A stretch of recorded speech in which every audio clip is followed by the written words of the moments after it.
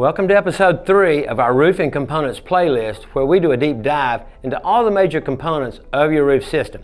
Today we're doing a deep dive into drip edge and why it's important for your roof.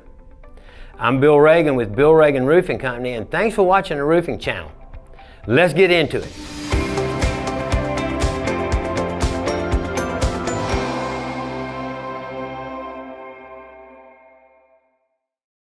What is drip edge?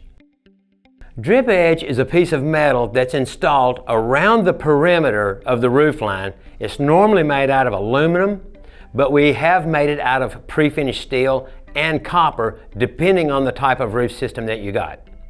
Now, drip edge's sole purpose is to make sure that the water doesn't wick back under the shingles and get the edge of the decking wet.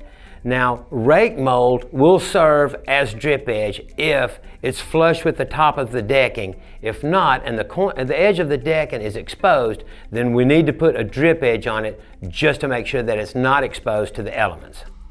How much does drip edge cost? The cost to install a pre-finished aluminum drip edge is right around $3 a linear foot. Pre-finished steel is going to run somewhere around $5 a linear foot, and copper is going to run right around $10 a linear foot. What is the importance of drip edge? Remember, drip edge's main purpose is to make sure that the edge of your decking does not get wet.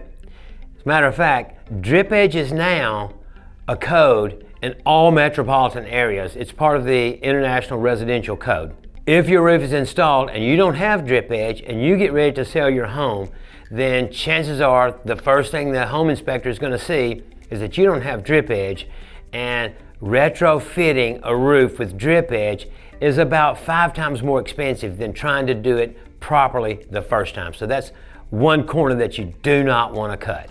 Now you know what you need to know about drip edge. To continue your education, click on the link below or at the end of this video and watch our episode on Ice and Water Shield.